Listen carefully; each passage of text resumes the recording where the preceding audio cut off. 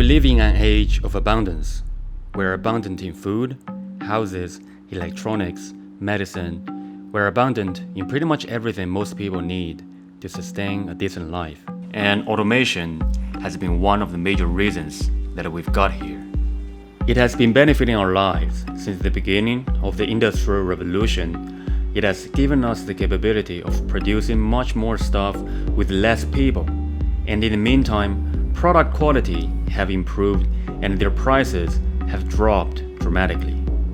While people have been enjoying high quality and affordable products produced by automated factories for decades without thinking too much about automation, automation has once again become a trendy topic in recent years. And this time, it has brought countless possibilities to the human society. And this trend is created by the arrival of the digital revolution, along with the new and powerful technology, artificial intelligence, or AI. With the rise of AI, lots of things that were previously unimaginable all of a sudden seem to be possible now. Facial recognition, Google Assistant, autopiloting, Boston Dynamics robots, automated warehouses. And along with the possibilities that digital technologies have brought to us, fear has grown among many working people as well. Because of the potentials of AI, lots of jobs that we used to take for granted are on the brink of disappearing.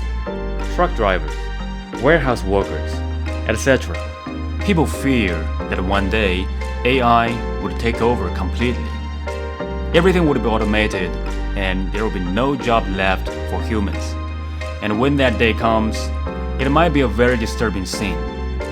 But that got me thinking, does automation have to involve machines and modern technologies?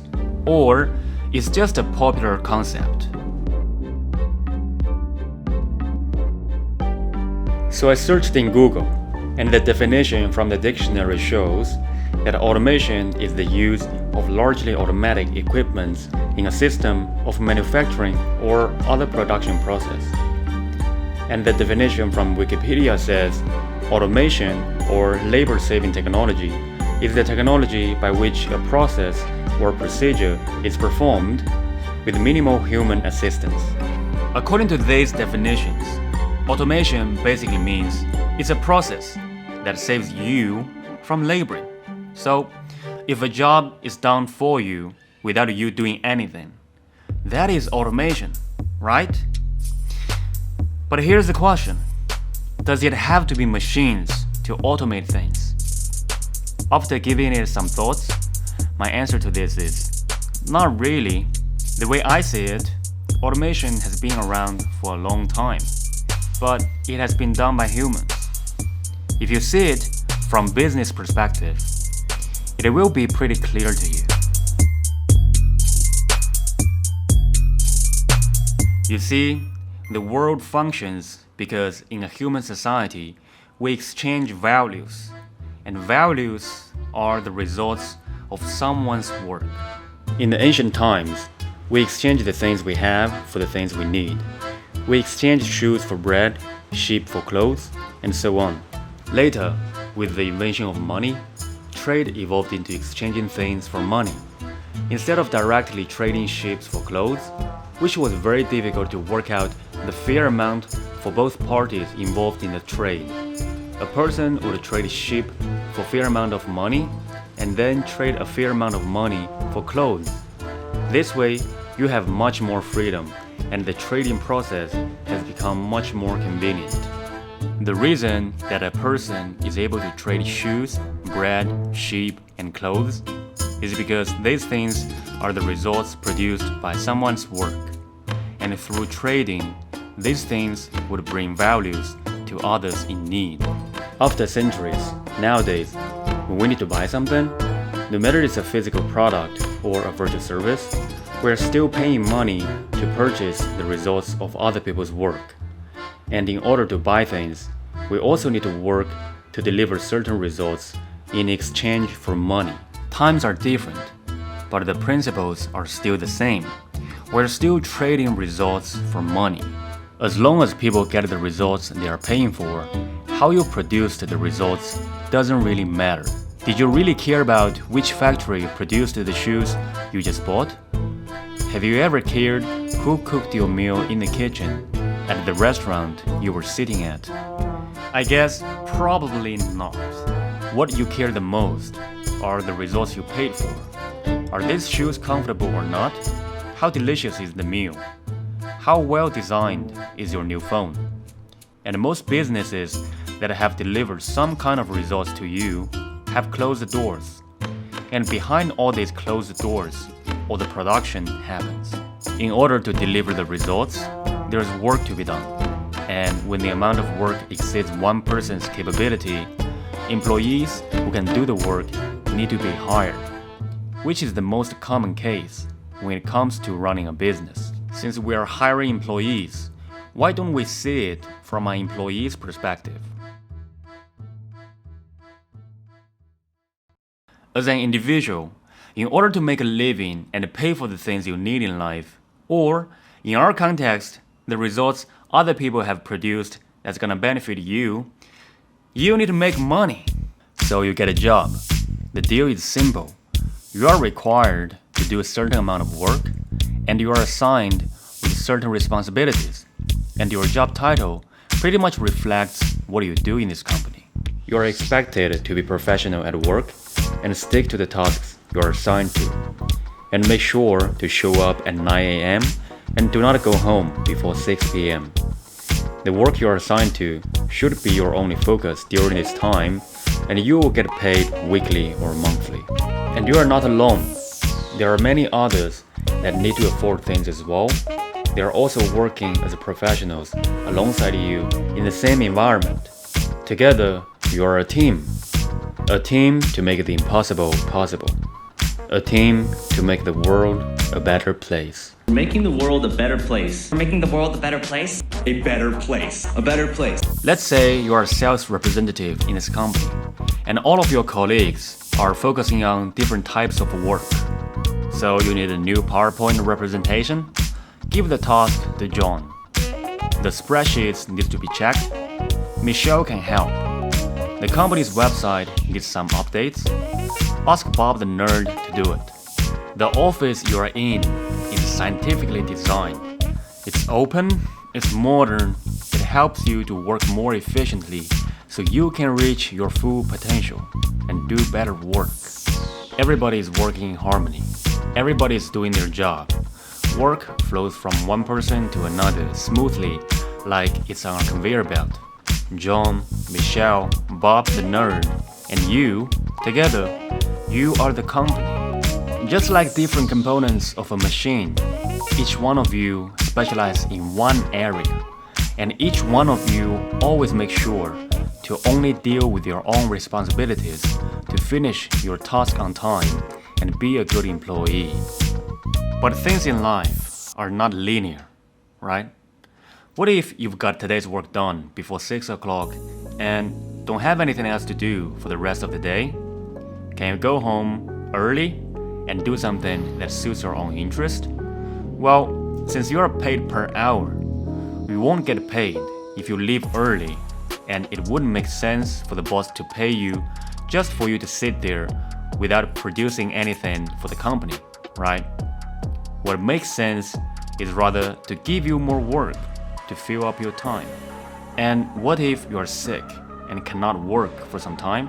Well, we care for you, so take a sick leave if necessary. But do make sure that in total, you are not sick for more than 1 month in a year.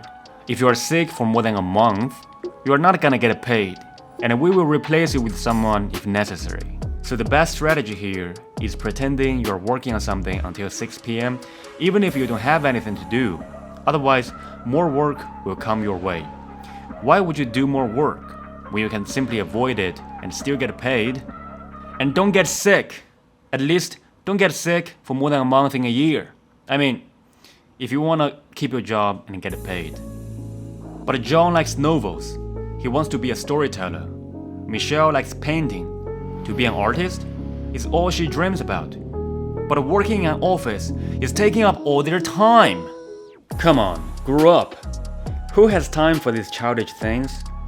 Don't you want a big house, a nice car, a loving spouse, and cute kids?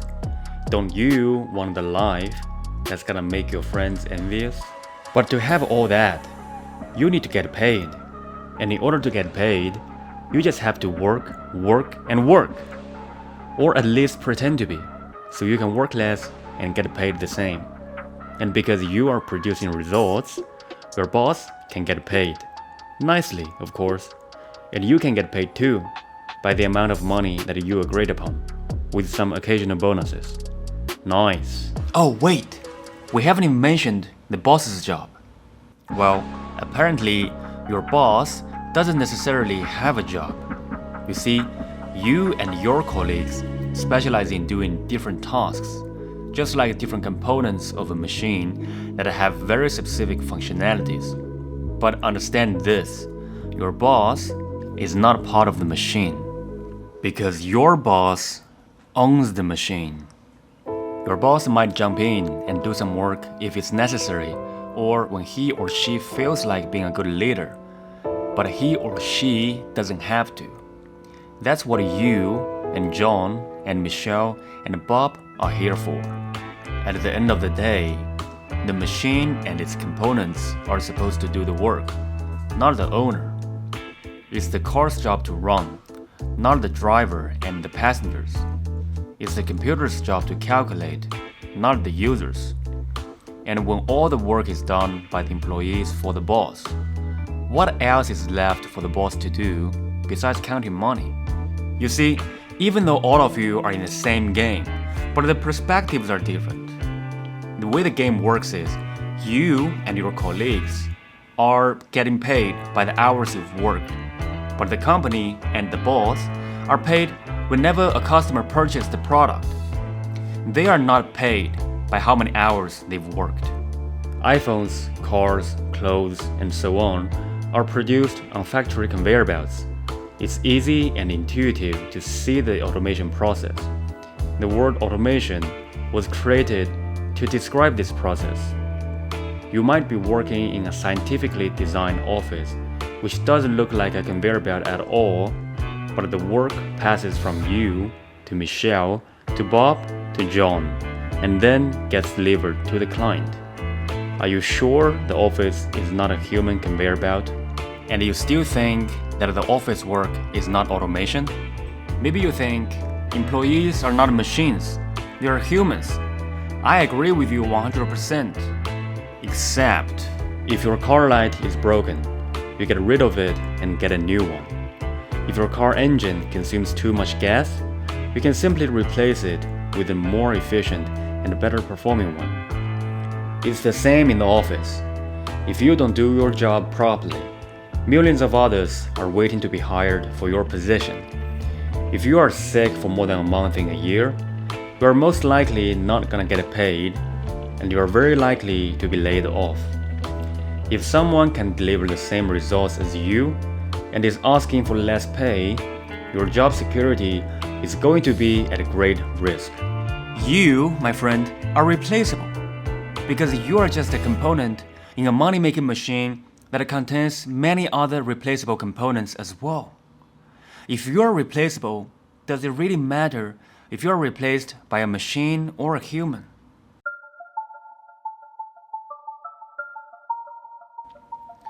You might be wondering, is it fair? Of course it is. Remember, you took the deal. You are in the game the world is playing, the game called capitalism. You either play it or you don't. But if you do play it, remember, you need to be professional about it. If you are a chef, just keep yourself in the kitchen. If you are a waitress, please serve the food fast. If you are a receptionist, don't forget to smile when clients visit us. If you're a programmer, keep your head in the code. Don't stop. Is your boss scared of automation? Most likely not. But should you be scared? Maybe yes.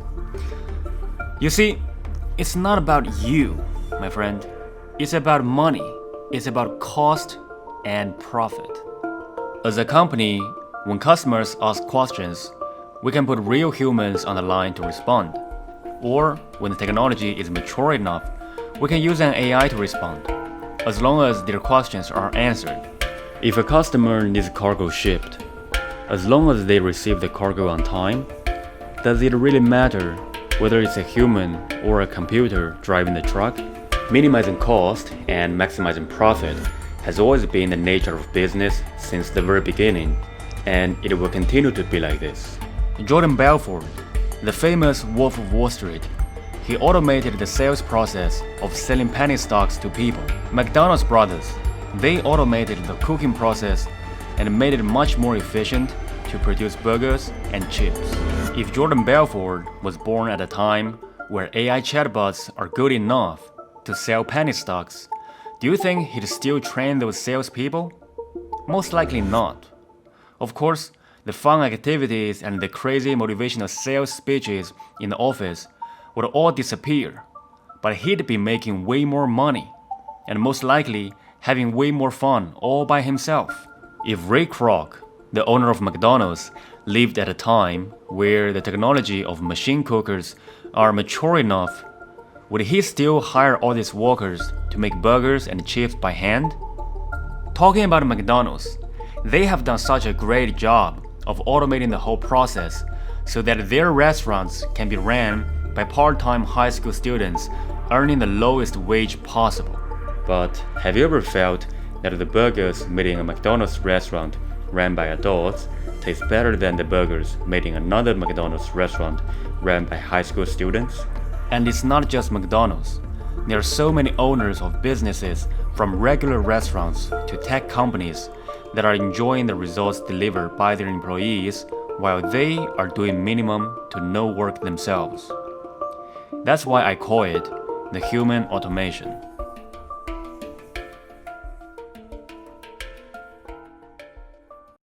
So many things to discuss in this topic, and I've only touched a little in this video. We will explore more of them in the future, but I'll leave you with this. Is machine automation an issue? Of course it is, and it's a very big one. Even though it sucks for people to be stuck in the jobs with no meaning at all, spending the best time of their lives in those lifeless cubicles, acting as a replaceable component in the money-making machines, it is still an opportunity for them to provide value and get paid so they can make a living. But when businesses use machines to do the work, machines don't need to get paid. They just need to be paid for when they are purchased. With jobs taken by machines, people won't have a place to work. And no work means no money. Then how can they afford to live? Machine automation is inevitable, but it's not all bad. By replacing horses with cars, our lives got much more efficient. By mass-producing medicine and supplements, significant amount of people have got way healthier than they've ever been. And by making software more intelligent, organizations are cutting unnecessary energy waste and saving significant amount of money. We just need to figure out the best ways to adapt to the new format of automation, so most people would benefit from it. It's not gonna be easy, but it has to be done. And I have to say, not all companies are evil, and not all work environments are as depressing as I portrayed in the example that I used earlier. While there are significant amount of companies are like that. And you also need to know that there are many great entrepreneurs who are working very hard on bringing good value to the world and also care for people. And there are countless people are engaged with meaningful work and fulfilling their pursuit of excellence. The truth is, there's always a good side to everything. It's 2020 already. You don't have to control people or those big and heavy factory machines to take advantage of automation. Instead, you can rather take advantage of computers. It's everywhere. It's infinite almost, and it's within the reach of your fingertips right now. There are hundreds of millions of computers running billions of tasks, both physically and virtually, day and night. And they will do anything you ask them to do without ever complaining. And the beautiful thing is, to take advantage of them, you don't need to know how to program. You don't need to write a single line of code, and you don't need to be good at math. With applications that cost little to no money, you can build websites and start making money within hours. With the help of Google, you can have access to infinite amount of information instantly, regardless your time and location. And there are countless examples out there.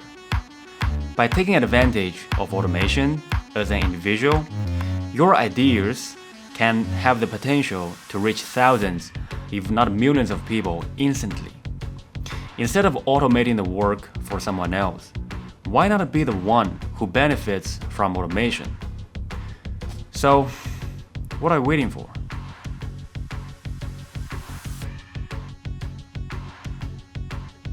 Wow, this video is more than 20 minutes long, right? And you've watched it all the way until this very moment. I mean, you are awesome. I salute you. You see, I'm trying out a different way to make videos just to figure out the best way for me to share my ideas and also the concepts that I have. As you can see, this is my latest experiment. So, to be honest with you, the whole process of making this video took me more than a week to do. So the whole process has been a little bit challenging, but I had a lot of fun and I definitely learned a lot as well. Good or bad, I really enjoyed the process. So if you like this video and you like the concept, how about give me a thumbs up? I would really appreciate it. And also, even though it has been challenging, the journey has been nice and enjoyable. So I would definitely make more videos like this in the future. And I've got a bunch of ideas lined up already. So if you want to see more of videos like this from me in the future, in the near future, make sure to subscribe. And yeah, I'll see you guys very soon. Have a good day.